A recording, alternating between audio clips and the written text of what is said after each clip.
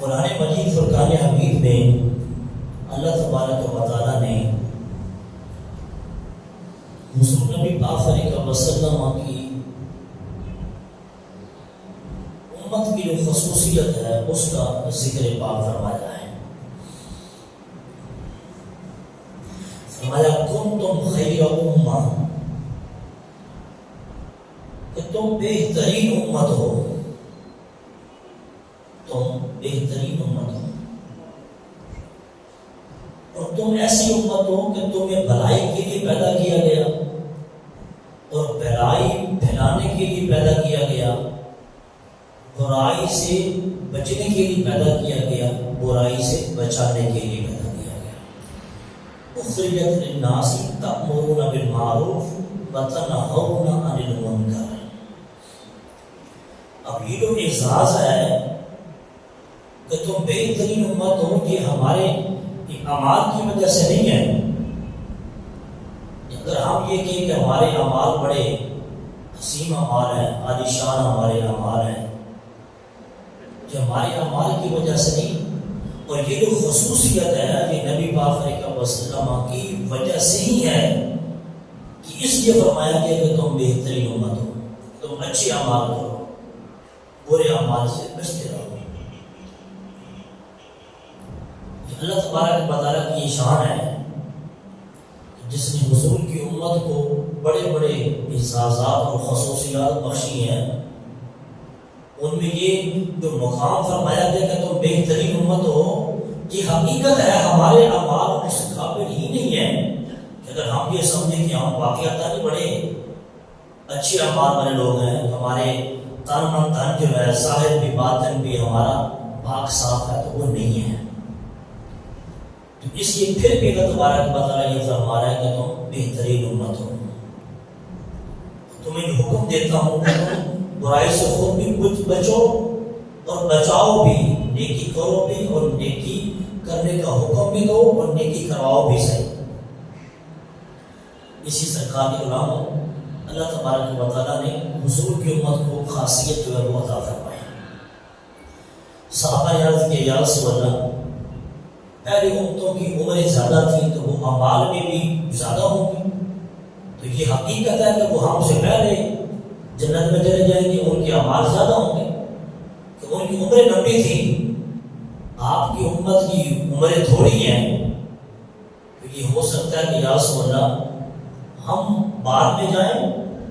تو حضور نے کہا کہ نہیں، صحابہ کرام اللہ تبارک و تعالیٰ نے جس طرح یہ فرمایا کہ تم بہترین امت ہو، یہ اعزاز قیامت کے دن بھی میری امت کو پتا ہوگا کہ میری امت کے لوگ ہی سب سے پہلے جنت میں داخل کیے جائیں گے، اور میری امت کو یہ خاصیت ہوگی، یہ سب سے بڑی ہوگی، سب سے بڑی ہوگی، میری امت کے لوگ سب سے بڑے ہوں گے، کیونکہ اعزاز کے اللہ تبارک و تعالیٰ نے حضور کی امت کو بخشا۔ تو صحابہ نے عرض کیا یا رسول اللہ صلی اللہ علیہ وسلم، پھر وہ ہمارے اعمال میں تو زیادہ ہوں گے، جو عمریں ان کے زیادہ ہیں تو وہ ان کے اعمال بھی زیادہ ہوں گے۔ تو سرکار نے فرمایا کہ اللہ کریم نے میرے محبوب کی امت کو یہ شان بخشی ہے، وہ ایک چھوٹا سا عمل بھی کریں گے نا، چھوٹا سا عمل بھی کریں گے تو ان کا عمل اتنا بڑا عمل بنے گا، اتنا بڑا اجر بنے گا، اس امت کے لوگوں کی ایک ماہ کی عبادت ایک طرف، میری امت کے لوگوں کے 2 نفر ان کی ایک ماہ کی عبادت کے برابر ہوں گے، ایک ماہ کی عبادت کے برابر ہوں گے۔ وہ پورا مہینہ اللہ تبارک و تعالیٰ کی عبادت کرتے رہیں، عبادت کرتے رہیں، عبادت میں لگے رہیں، لیکن میری امت کے لوگ 2 نفر پڑھ لیں گے، ان کی ایک مہینے کی عبادت ان کے 2 نفر کے برابر ہوگی۔ لیکن چھوٹی سی بات تو ہے کوئی نا، بہت بڑی بات ہے، اور ہمیں جو حکم دیا گیا کہ تم ہمارے صالح کرو، برے اعمالوں سے بچو، ہمارے صالح کرو، اچھے اعمال کرو، اور یہ ہمیں حکم دیا گیا۔ تو لہٰذا آج یہ خود دیکھ لیں، وہ جو پہلی امتوں میں جو کچھ پایا جاتا تھا، جو خرافات پائی جاتی تھی، کیا ہمارے اندر نہیں پائی جاتی؟ وہ شراب پیتے تھے، زنا کرتے تھے، اس طرح کے کتنے سارے خرافات جو ان میں پائے جاتے تھے، لیکن حضور نبی پاک علیہ وسلم کی امت میں کے لوگوں میں بھی یہ اعمال یہ خرافات پائی جا رہی ہیں، لیکن پھر بھی اللہ تبارک و تعالیٰ یہ اعزاز اس امت کو حاصل ہے کہ تم بہترین امت ہو. اور یہ اعزاز کچھ دن کو یہ نہیں تھا، اور یہ اعزاز قیامت تک یہ باقی ہے، قیامت تک باقی ہے کہ تم بہترین امت ہو. برائی بھی کرو گے، گناہ بھی کرو گے، اچھا اعمال بھی کرو گے، تو یہ فرمایا گیا. تو لہٰذا ان کی امتوں میں اور حضور کی امتوں میں خاصیت اور تفریق یہ ہوئی، ان کا چھوٹا سا عمل بھی اس امت کے ایک ماہ کی عبادت کے برابر ہے. یہ شان ہے نبی پاک علیہ وسلم امت کی. حضرت جابر فرماتے ہیں نبی پاک علیہ وسلم کے بارگاہ میں ہم بیٹھے تھے تو حضور نے ہمیں یہ فرمایا کہ صحابہ میں تمہیں ایک ایسی نصیحت اور ایک بات ایسی نہ بتا دوں جو جناب نوح علیہ السلام نے اپنے بیٹے کو کی تھی.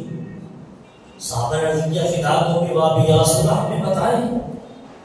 تو حضور نے فرمایا کہ نوح علیہ السلام نے اپنے بیٹے کو 4 نصیحتیں فرمائی تھی. 4 نصیحتیں نوح علیہ السلام نے اپنے بیٹے کو فرمائی تھی. وہ یہ نصیحتیں تھی 2 کام کرنے کو حکم دیا گیا اور 2 کاموں سے منع فرمایا گیا. اور یہ 4 باتیں جو ہیں 4 نصیحتیں نوح علیہ السلام نے اپنے بیٹے کو فرمائی تھی. پہلی نصیحت یہ تھی کہ نوح علیہ السلام نے فرمایا اپنے بیٹے کو لا الہ الا اللہ، یہ جو تسبیح ہے جو زمین اور آسمان کی تمام چیزوں سے بھاری ہے، اس کی کثرت کرتے رہ جانا، کثرت کرتے رہ جانا، یہ سب سے بھاری ہے. لا الہ الا اللہ، اللہ کی وحدانیت کا ذکر کرنا. اور دوسرے یہ فرمایا کہ سبحان اللہ و بحمدہ سبحان اللہ العظیم، یہ بھی بڑی عظیم تسبیح ہے، اس کو زندگی بھر کبھی نہ چھوڑنا. یہ ایسی تسبیح ہے جو ملائکہ بھی یہ تسبیح کرتے ہیں، اللہ پاک اس تسبیح کرنے والوں پر فخر فرماتا ہے، خوش ہوتا. یہ نصیحتیں 2 فرما دی، لا الہ الا اللہ، اس کی کثرت کرنا، اللہ کی وحدانیت کو بیان کرنا، اس کے شریک کسی کو نہ ٹھہرانا، یہ زمین و آسمان تمام چیزوں سے بھاری ہے. اور دوسرا فرمایا سبحان اللہ و بحمدہ سبحان اللہ العظیم، اللہ کے عظیم نام کی تسبیح ہے، اس کا کرتے رہ جانا.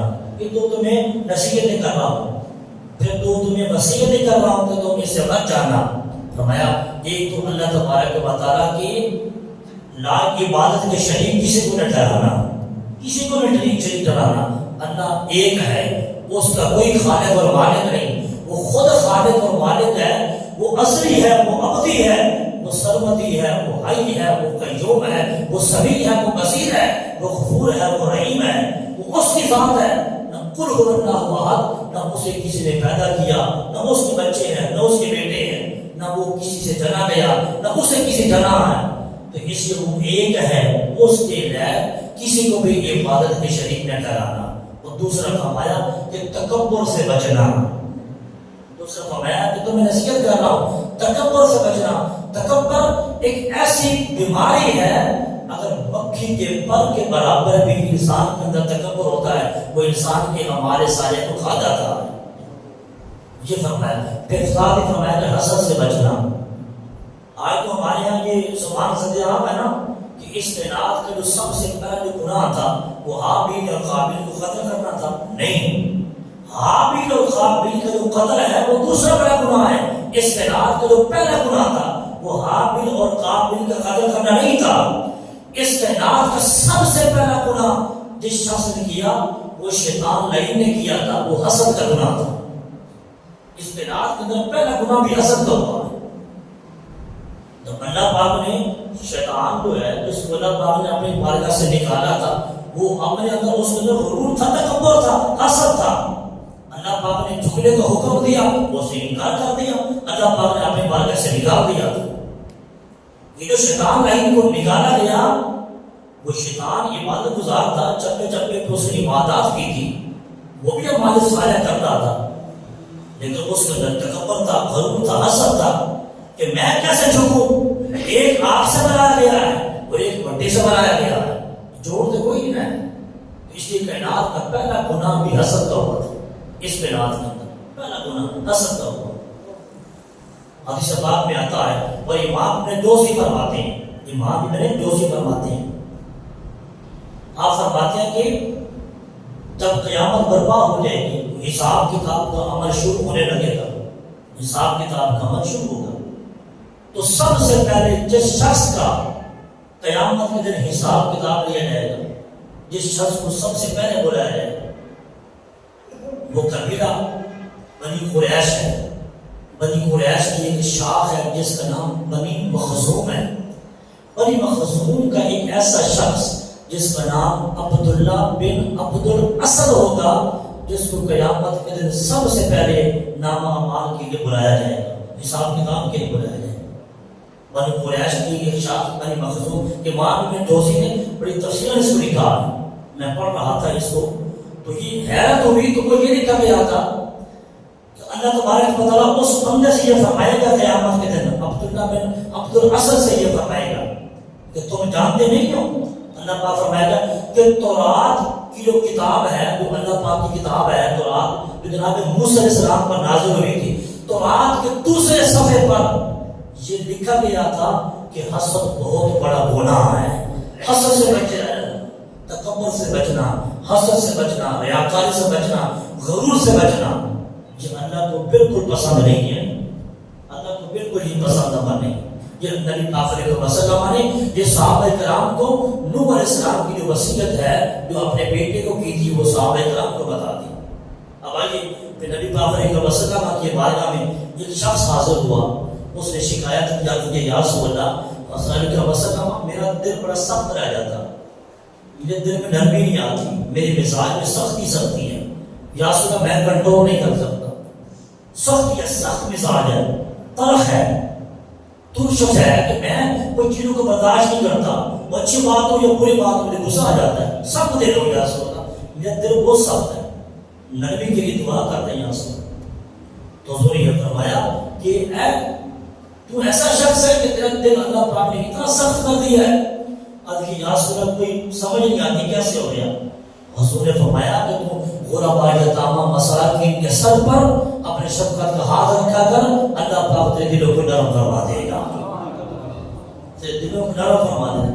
ایک انسانیت کا جو اصول ہے، انسانیت جو ضابطہ جو حیات ہے، وہ اللہ کریم نے خود بتا دیا، نبی پاک علیہ وسلم کی زبان طیبہ سے یہ بتا دیا ہے۔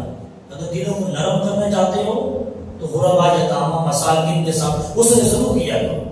دوسرے مقام پر یہ فرمایا اگر تم اپنے دلوں کو نرم کرنا چاہتے ہو، حسد جیسی بیماری سے دور رہو، تکبر جیسی بیماری سے دور رہو۔ جو فرمایا کہ مکھی کے پر کے برابر بھی انسان کے دل میں تکبر ہوتا ہے، غرور ہوتا ہے، حسد ہوتا ہے، تو وہ تمہاری نیکی کو تباہ کر دیتا۔ تو اس لیے انسان کی کتنی بھی نیکیاں ہوتی ہیں، انسان کی کتنی بھی نیکیاں ہوتی ہیں، اعمال صالحہ ہوتے ہیں، اور اعمال صالحہ اور اتنی ساری نیکیوں کے پیچھے جو سب سے پہلے، جو سب سے پیچھے، جو سب سے بڑا جو شیطان بیٹھا ہوتا ہے انسان کی نیکی کو کھانے والا، وہ حسد کی بیماری، وہ تکبر کی بیماری۔ انسان کی نیکیوں کو اس طرح کھا جاتا ہے جیسے آگ سوکھی لکڑی کو کھاتی ہے۔ پھر یہ فرمایا سرکار کے بارے میں عرض کیا گیا یا رسول اللہ ہمیں اور بھی کوئی ایسا عمل بتا دیں کہ ہم وہ عمل کرتے رہیں جو اللہ پاک نے آپ کی امت کے بارے میں یہ فرمایا کہ تم بہترین امت ہو، جو اعزاز بخشا ہے، اور اس کی ایک خاصیت ہمیں اور بھی بتا دیں۔ تو اللہ پاک فرمایا میری امت کے لیے ایک خاصیت یہ بھی ہے کہ میری امت کے لوگ کثرت کے ساتھ سورہ واقعہ کی تلاوت کریں گے، اللہ پاک ان کے دلوں کو نرم کر دے گا۔ سورہ واقعہ کی تلاوت کریں گے، سورہ واقعہ کی بڑی عظمت ہے، بڑی شان ہے، اس کی بڑی شان ہے۔ نبی پاک علیہ وسلم نے کثرت کے ساتھ اس کو پڑھنے کا حکم دیا ہے۔ حضرت عبداللہ بن مسعود رضی اللہ عنہ یہ بیمار ہو گئے، اور اتنا بیمار ہو گئے، اٹھ نہیں سکتے تھے، سکت نہیں ہوتی تھی۔ حضرت سبحان نبی کو پتہ چلا کہ اتنے بیمار ہیں، ہو سکتا ہے کہ کل فوت ہو جائیں، پرسوں فوت ہو جائیں، چوتھ فوت ہو جائیں، لیکن حضرت عبداللہ بن مسعود کو حضور نے لمبی عمر کی دعا دی تھی۔ لوگ صحابہ یہ سمجھتے تھے عبداللہ بن مسعود آج گیا تو کل گیا، آج گیا تو کل گیا. کہا کہ نہیں پاک علیہ وسلم نے مجھے 90 سال سے اوپر کی جو ہے بشارت دی تھی کہ 90 سال کی عمر سے زیادہ تو ہوگا تو تب تو اللہ کے ہاں تشریف لیتا جائے گا. اس وقت غالباً آپ کی عمر 50-60 سال کے لگ بھگ تھی جب عثمان غنی نے، صدیق اکبر نے، ابو ہریرہ نے، معاذ بن جبل نے جب آپ کی تیمارداری کے لیے عیادت کے لیے تشریف لے کر آئے تو کفیات دیکھی، جو ان کی کنڈیشن دیکھی. ایک بیمار بندہ جو ہوتا ہے تو اس کی کفیات دیکھی پتہ چل جاتا ہے کہ یہ بندہ کہاں تک پہنچا ہوا ہے. تو صحابہ کرام نے بھی یہ کہا، عبداللہ بن مسعود نے کہا، عبداللہ بن مسعود کو کہنے لگے عبداللہ بن مسعود تیرا آخری وقت قریب آ گیا ہے، تو تیاری کرنا ہے، ہو سکتا ہے کہ تم کا ہمارے ساتھ نہیں ہوگا. تو حضرت عبداللہ بن مسعود نے کہا اللہ کی عزت کی قسم مصطفیٰ نے 90 سال کی عمر سے زیادہ زندگی کی بشارت کا فرمائی تھی، میں اس وقت تک نہیں مر سکتا جب تک مصطفیٰ کی دعا قبول نہیں ہو جاتی، جب تک مصطفیٰ کی دعا پوری نہیں ہو جاتی. اور تم یہ سمجھتے ہو کہ ابھی میری 60 سال کی لگ بھگ عمر ہوئی ہے اور تم مجھے یہ کہتے ہو کہ کل گیا تو آج گیا. نہیں، میں 90 سال سے اوپر ہی ہوں گا تب میں اللہ کے حضور تشریف لے کر جاؤں گا. حضرت بیمار ہوئے تو واپس آنے لگے تو حضرت عثمان غنی نے کچھ اشرفیاں تھیلی میں جو ہے آپ کو دے دی. آپ بیمار ہیں، آپ کی بیٹیاں ہیں، بیٹا آپ کا ہے کوئی نہ، آپ نے شادی بھی کرنی ہے بچوں کی، 100 معاملات انسان کے ہوتے ہیں، تو آپ اس کو استعمال کر لیں. آپ نے فرمایا، عبداللہ بن مسعود نے فرمایا عثمان بھائی جو تم سمجھتے ہو نا کہ میں وہ نہیں ہوں، اگر میں بیمار ہوں تو 4 مہینے پر پڑا ہوں تو اس کا مطلب یہ حاجت نہیں ہے کہ آپ مجھے پوچھنے کے لیے تو مجھے کوئی اشرفیاں دے دیں. حضرت عثمان غنی نے کہا کہ عبداللہ بھائی، عبداللہ بن مسعود میں اس نیت سے نہیں دے رہا کہ یہ غسل کا احرام ہے، نہیں، میں تو محبت سے تحفہ دے رہا ہوں کہ آپ اپنی بیٹیوں کی شادیوں میں جو ہے اس کو شامل کر لیں. آپ نے فرمایا، عبداللہ بن مسعود نے فرمایا عثمان غنی، عثمان بھائی جو آپ سمجھ رہے ہیں کہ میں ایسا نہیں ہوں، بارہ مرتبہ یہ کہا کہ میں ایسا نہیں ہوں، میں تیری بیٹیاں ہیں اس کو رکھ لو، اشرفیاں رکھ لو، کام دیں گی. کہا کہ نہیں، میری بیٹیاں صبح و شام سورہ واقعہ کی تلاوت کرتی ہیں کہ مصطفیٰ نے فرمایا تھا جو صبح شام سورہ واقعہ کی تلاوت کرتا ہے اللہ پاک کبھی ان کو بھوکا نہیں سونے دیتا، اللہ پاک کبھی ان کو بھوکا نہیں سونے دیتا. میری بچیوں کے پاس ان کی رزق کی فراوانی کے لیے، رزق کی کشادگی کے لیے یہی کافی ہے کہ وہ صبح شام سورہ واقعہ کی تلاوت کرتی ہیں. یہ میرے پاس کافی بھاری رقم ہے، میں اس کو میری ساری زندگی مجھ سے ختم نہیں ہوگی، کیونکہ جب تک اللہ کا قرآن رہے گا، سورہ واقعہ رہے گی. میری عمریں تھوڑی ہیں، قیامت لمبی ہے، قیامت کی عمر زیادہ ہے. لہٰذا میری بیٹیاں سورہ واقعہ کی صبح شام تلاوت کرتی ہیں، کبھی بھی رات کو بھوکا نہیں سوتی، اور مجھے یقین ہے سورہ واقعہ کی برکات کی وجہ سے میری بیٹیوں کے لیے بھی اللہ پاک آسانیاں پیدا فرمائے گا. اب یہ نظر لگا لیں یہ کیسا ہے کہ ضابطہ حیات جو ہے نبی پاک علیہ وسلم نے سمجھایا ہے، اور یہ فرمایا کہ یہ قرآن بھی قیامت تک باقی رہے گا، قرآن بھی قیامت تک باقی رہے گا، اور یہ سورہ واقعہ بھی قیامت تک باقی رہے گی. اور دوسرے مقام پر کیا فرمایا، یہ ہمارے سارے ہیں، یہ ہمارے حسنہ ہیں جس کو کرنے کا ہمیں حکم دیا گیا.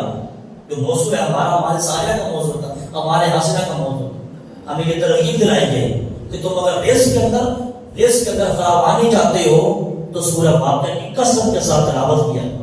سرکار یہ فرمایا جو بندہ صبح اٹھ کر سورہ واقعہ کی تلاوت کرتا ہے، رات کو سوتے ہوئے سورہ واقعہ کی تلاوت کرتا ہے، سرکار نے یہ فرمایا کہ اللہ پاک برے خوابوں سے رات کو اس کو بچاتا ہے، وہ دن میں جو ہے اس کے رزق کے اندر اللہ پاک فراوانی کو پیدا کر دیتا ہے، رزق کو کشادہ کر دیتا ہے. حضرت عائشہ فرماتی ہیں میں نبی پاک علیہ وسلم کے کمرے میں تشریف فرما تھا، مطلب آپ نے حجرے میں تشریف فرما تھا. نبی پاک علیہ وسلم کی باری میری طرف تھی، سرکار نے میرے ہاں تشریف لے میرے لحاف کے اندر حضور نے تشریف لے کر آنا. میں پیالے میں پانی پی رہی تھی، نبی پاک علیہ وسلم اوپر سے تشریف لے کر سرکار نے مجھے دیکھا، فرمایا عائشہ تم جس پیالے میں پانی پی رہی تھی نا وہ پیالہ مجھے بڑا پسند ہے، وہ پیالہ مجھے بڑا پسند ہے. آج کی آسمان یہ پیالہ آپ کو کہاں سے ملا تھا؟ سرکار میں کہ یہ پیالہ کوئی عام سا پیالہ نہیں، یہ صدیوں پہلے پیالہ ہے جو مجھے نصیب ہوا. یہ انبیاء علیہ السلام اس کا استعمال کرتے رہے.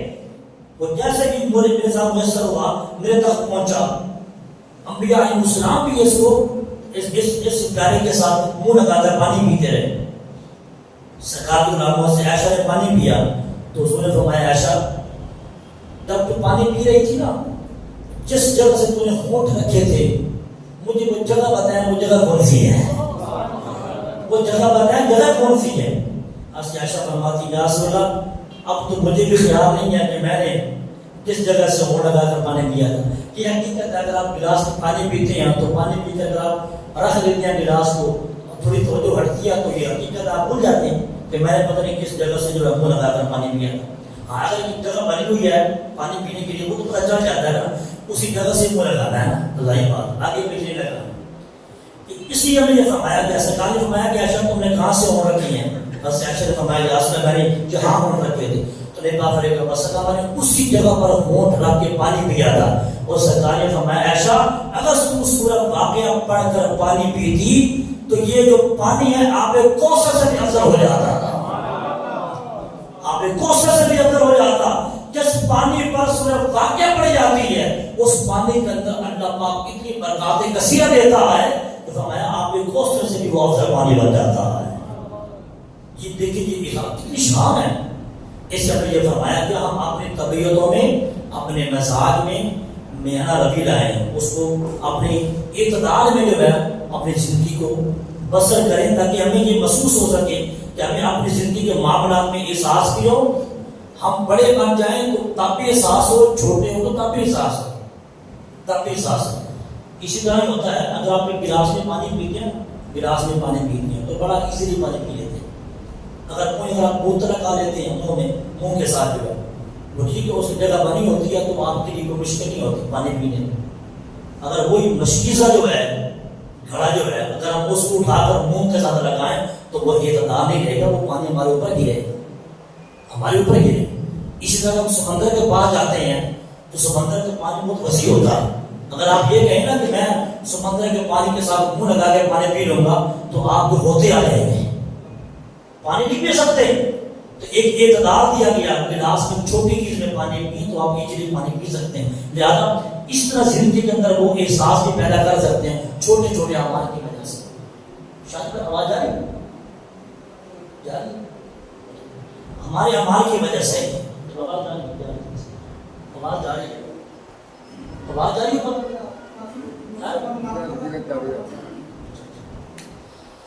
اقتدار جو ہے یہ ہم سب کے لیے لازم ہے اپنی زندگیوں میں لانا چاہیے. اسی سرکار کے غلاموں حضور نبی پاک علیہ السلام نے فرمایا کہ صحابہ میں تمہیں بتا دیتا ہوں کہ ایمان کی جو کمزوریاں ہیں اس کی علامات کیا ہیں. سرکار نے فرمایا ایمان کی کمزوری کی علامت یہ ہے کہ ہم جو ہے ہم نے اپنے ایمان کو اوپر کمر ویز کر لیا ہے. ہم نے اچھی بری جو تمیز ہے جو اللہ پاک نے ہمیں دی ہوئی ہے ہم نے اس کو بھلا دیا ہے. ہم نے اس کو بھلا دیا. ایک کسی کے ہاتھ ظلم ہو رہا ہوتا ہے تو آپ ہم دیکھتے ہیں ہمیں احساس نہیں ہوتا کہ ہم اس کو روک دیں. نہیں احساس بھی نہیں ہے.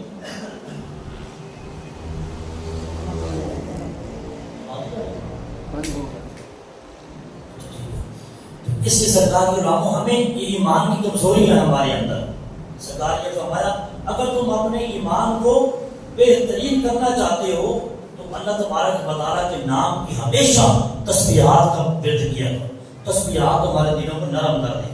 حضرت معاذ بن جبل فرماتے ہیں میں سرکار کی بارگاہ میں حاضر خدمت ہوا عرض کہ یا صلی اللہ علیہ وسلم میں یمن جا رہا ہوں تو مجھے کوئی جاتے وصیت کر دے. تو سرکار نے فرمایا میں تمہیں ایک دعا سکھلاتا ہوں وہ دعا کی آپ نے کثرت کرنی ہے اللہ پاک زندگی میں خیر برکت دے گا. سرکار نے دعا فرمائی اللہم انی علی ذکرک و شکرک و حسن عبادتک. اس دعا کی کثرت کیا کرو اللہ پاک تمہاری زندگی میں آسانیاں پیدا کر دے گا. اللہم انی علی ذکرک و شکرک و حسن عبادتک. اس دعا کی تم کثرت کیا کرو. اسی سرکار غلاموں جناب حضرت سعدی شرازی رحمۃ اللہ علیہ آپ فرماتے ہیں سعدی شرازی رحمۃ اللہ علیہ آپ فرماتے ہیں کہ میں شام کی ایک مسجد میں نماز پڑھنے کے لیے گیا. شام کی مسجد میں نماز پڑھنے کے لیے گیا. جب میں مسجد سے باہر نکلا نا تو میری جوتی کسی نے اٹھا لی. میری جوتی کسی نے اٹھا لی. میں بڑا پریشان ہوا کہ یار پتہ نہیں میری جوتی کون لے کر جا سکتا ہے، بہت پریشان تھا. یہ جو ہے نا جوتیاں کھانے کا عمل، یہ وہ آج کا عمل نہیں ہے، وہ بڑی دیر سے آ رہا ہے. یہ عمل بڑی دیر سے آ رہا ہے، جوتیاں کھانے کا عمل. یہ کثرت کے ساتھ جو ہے مساجد میں یہ کام پایا جاتا ہے. یہ نہ گھبرایا جائے، یہ نہ پریشان ہو کر ہماری جوتی اٹھائی گئی تو مولوی صاحب کیمرہ کھول کے جوتی چکی گئی. نہیں، کیمروں میں جوتیاں نہیں ملتی ہوتی ہیں. لہٰذا یہ خبردار ہو جائے آج سے کہ اگر یہ کہ اگر 5,000 کے بھی بوٹ پہن کر ہے نا شوز، اگر کسی نے اٹھا لیا ہے تو یہ کیمرے میں آپ کو نہیں ملے گا. آپ یہ کہنا کہ مل جائے گا تو نہیں ملے گا، میرا نہیں خیال کہ مل جائے گا. بینکوں میں واش روم میں بھی کیمرے لگے ہوتے ہیں، بینک کے اندر لوگ بینک لوٹ کر رہ جاتے ہیں تو چھوڑ نہیں ملتے. یہ پچھلے دنوں پرسوں چوتھ کا واقعہ ہے. ہمارے بڑے میرے کزن ہیں، خالہ کے بیٹے ہیں، ان کے اکاؤنٹ سے جو ہے اکاؤنٹ ہیک ہوا. 33 لاکھ روپے جو ہے ان کے اکاؤنٹ سے مختلف جو ہے وہ اکاؤنٹوں میں ٹرانسفر ہو گئے. ایسے کو درخواست سب کچھ کیا، وہ یہ کہتے ہیں یہ ملنے بھی نہیں ہیں. آپ یہ ملنے بھی نہیں. خدا کے بندو، ایک بینک کے ذریعے جو ہے پیسے آگے پیچھے ہوئے ہیں وہ نہیں ملتے. بینک کو ہم محفوظ سمجھتے ہیں، محفوظ سمجھتے ہیں، لیکن وہاں بھی ہو جاتی. لہٰذا یہ جو عمل ہے یہ شروع سے چلتا آ رہا ہے، جو کھانے کا عمل، یہ آج سے عمل نہیں. آپ فرماتے کہ میں باہر نکلا تو بڑا پریشان تھا، باہر نکلا تو میں کیا دیکھتا ہوں کہ چونکہ میرے پاؤں میں نہیں تھی تو بڑی نا شرمندگی ہوئی، احساس کمتری جو ہے اس کا میں شکار ہو گیا. یہ حقیقت ہے، کوئی بھی انسان اگر جوتی کے بغیر جو ہے باہر ملک میں پھرتا ہے تو بڑا عجیب لگتا ہے. احساس کمتری جو ہے انسان کے اندر ایک عجیب سی شرمندگی سے پیدا ہوتی ہے کہ میرے پاؤں میں جوتی بھی نہیں ہے.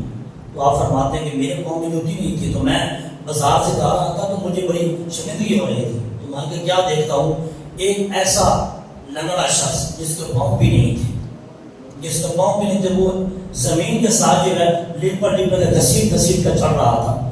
تو میں نے فوری اللہ کی بارگاہ میں سجدہ ریز ہوا، عرض کیا مولا اللہ تیرا شکر ہے، جوتی نہیں ہے کوئی بات نہیں، جوتی کل لے لوں گا، پرسوں لے لوں گا، جو آپ نے مجھے پاؤں جیسی نعمت سے نوازا ہے، اللہ پاک تیرا شکر ہے. جب بھی کوئی ایسا کام ہو تو ہم دنیا میں اگر دنیا میں دیکھ جائے، دنیا کو دیکھیں تو دنیا میں اپنے سے نیچے والے کو دیکھا کریں. اگر دین کو دیکھتے ہیں تو دین میں اپنے سے اوپر والے کو دیکھا کریں. پھر انسان کی زندگی کے اندر جو ہے اقتدار آ سکتا ہے، آسانیاں پیدا ہو سکتی ہیں، سکون ہو سکتا ہے.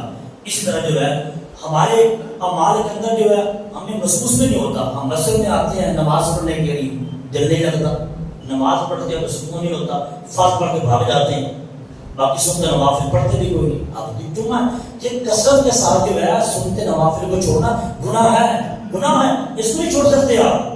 ہمارے منقول مان گیا کہ سنتے نوافل پڑھی بھی کوئی نہیں، فرض پڑھے دعا مانگی نہ مانگی دوڑ گیا. نہیں، اس عمل کو ختم کر دیں. سنتے نوافل پڑھنا ضروری ہے، اگر اس کو آپ چھوڑیں گے تو آپ گنہگار ہوں گے. لازم ہے. اس لیے ہمارے یہاں مسجد میں دل نہیں لگتا، مسجد میں سکون نہیں ہوتا. سرکار کے لیے فرمان ہے، یہ جو بازار ہے وہ مومن کے لیے قید خانہ ہے، اور جو گھر ہے جو مسجد ہے وہ مومن کے لیے جنت کا گھر ہے. جب وہ مسجد میں آتا ہے تو اس کے دلوں میں سکون آتا ہے. اب ایمان کی کمزوری یہاں سے خود دیکھ لیں آپ، کتنی بڑی کمزوری ہے. مسجد میں ڈر کے آتے ہیں، جب مسجد میں نماز پڑھنے کے لیے آتے ہیں تو بجائے پہلی صفوں کو ترجیح دینے کے اور چھوٹی ڈگہ جا کے بیٹھ جاتے ہیں. اس ڈگہ میں بیٹھ گیا، اس ڈگہ میں بیٹھ گیا، پھر جب جماعت کھڑی ہوتی ہے تو آوازیں لگاتے ہیں. یہ ہمارے مزاج ہیں، یہ ہمارے اندر یہ معاملات پہ جاتے ہیں، اس کو جھٹلایا نہیں جا سکتا. لیکن صحابہ کرام کا عمل یہ تھا، صحابہ کا عمل یہ تھا کہ پہلی صفوں پر بیٹھنے کے لیے قرآن اندازی کیا کرتے تھے. پہلی صفوں پر بیٹھنے کے لیے قرآن اندازی کیا کرتے تھے. آج ہمارے مزاج دیکھ رہے ہیں، وہ بھائی مولوی صاحب کے پیچھے بیٹھ جائے گا، وہ کون تھا کو بلا ہے، وہ کھا جائے گا، کیا کہے گا؟ کچھ نہیں کہے گا. بعد طریقے سے کاپی کر کے پہلے صفوں پہ آپ بیٹھیں، ادب کے ساتھ بیٹھیں، تسبیحات پڑھیں، نماز کا ٹائم ہو جائے، کوشش کریں کہ پہلی صفوں کو ترجیحات دیں. لیکن ہمارے یہاں آپ خود دیکھتے ہیں تو اس کو پیچھے دھکیلا جاتا ہے. کتنا کوشش ہو سکے ٹھیک ٹھاک بندے، سمجھدار بندے، بادشاہ بندے، ان کو بھی یہ احساس نہیں ہوتا، وہ بھی پہلے صفوں کو بیٹھ کر ترجیح نہیں دیتے. یہ ہمارے مزاج ہیں، یہ ہمارے معاملات ہیں. گناہ کرتے ہیں تو گناہ پر شرمندگی نہیں ہوتی، احساس نہیں ہوتا. فوش کوئی کرتے ہیں، جھوٹیاں قسمیں اٹھاتے ہیں. حدیث پاک میں آتا ہے کہ سنن میں کہ جھوٹے بندے کے لیے یہی کافی ہے کہ وہ زیادہ سے زیادہ قسمیں اٹھاتا ہے، وہ زیادہ سے زیادہ قسمیں اٹھاتا ہے. وہ جھوٹا شخص ہے جو بار بار میں قسم اٹھائے. شخص کے دل میں یہ خیال آ سکتا ہے یہ قسمیں تو حضور بھی اٹھاتے تھے. اب جب موازنہ صبح موازنہ یہ بہتان ہم ان پر بھی لگائے موازنہ نقل کفر نباشا. سرکار کی قسمیں اٹھانا وہ امت کے لیے تعلیمات ہے اور ہماری قسمیں اٹھانا وہ جھوٹا ہے. کیونکہ اللہ کے نام کو ہم نے اتنا حقیر سمجھا اتنا ہلکا سمجھا کہ آپ اللہ کی قسم خدا کی قسم اللہ کی قسم خدا کی قسم ہمیں اس پر احساس نہیں ہوتا. حضور نے خود فرمایا کہ جھوٹے بندے کی نشانی یہ ہے کہ وہ کثرت کے ساتھ زیادہ سے زیادہ قسمیں اٹھاتا. اب خود نظر لگانے اسی طرح اپنے معاملات کو دیکھ لیں اپنے معاملے کے اندر اپنے دل کے اندر جا کر دیکھ لیں ہم قسمیں نہیں اٹھاتے. حضور نے ساتھ یہ فرما دیا کہ مومن کبھی فوش کوئی نہیں کرتا. مومن کی زبان پر کبھی گالی نہیں آتی. مومن کی زبان پر کبھی گالی نہیں آتی. ہم لوگ دیکھو نہیں یہ ساری ایمان کی کمزوریاں ہیں. یہ ایمان کی کمزوری ہے. پھر دعائیں قبول نہیں ہوتی. ایک یہ بھی نظریہ ہے کہ دعائیں قبول نہیں ہوتی. یہ بات یاد رکھ رہے اللہ پاک کی یہ شان ہے. اللہ پاک کسی بھی مومن بندے کی دعا کو رد نہیں کرتا. یہ سوچ یہ تصور ختم کر دیں کہ ہماری دعا قبول نہیں ہوتی. نہیں, دعا قبول ہوتی ہے. اللہ کی حکمت ہے وہ جس طرح چاہتا ہے بندے کو نوازتا ہے. لیکن بندے کے صبر کا بھی امتحان ہوتا ہے. بندے کی آزمائش کا بھی امتحان ہوتا ہے. وہ تھوڑا دے کر بھی آزماتا ہے زیادہ دے کر بھی آزماتا ہے. اس کی آزمائش ہے. اس لیے ہمارے درگو سرکار سے پوچھا گیا درگو سرکار سے پوچھا گیا کہ ہم جو نماز پڑھتی ہیں یا دعا مانگتے ہیں تو ہمیں سکون نہیں ملتا اور یہ ہمیں کیسے پتہ چلے گا کہ ہماری دعائیں قبول ہو گئی ہیں اور ہماری نماز قبول ہو گئی ہے. تو عثمان کے بارے میں یہ سوال کیا ہے. آپ نے پتہ کیا فرمایا؟ آپ نے فرمایا جب تم دعا مانگتے ہو نا دعا مانگتے ہو جب تمہارے دلوں کے اندر جب تمہارے جسم پر اور ظاہر بھی باطن بھی اور ظاہر بھی جب تمہارے جسم پر رونگٹے کھڑے ہوتے ہیں نا تو سمجھ لینا تمہاری دعائیں قبول ہو رہی ہیں. اور رونگٹے کھڑے ہوتے ہیں. یہ رونگٹے کھڑے ہونا یہ ہر کسی کو نصیب نہیں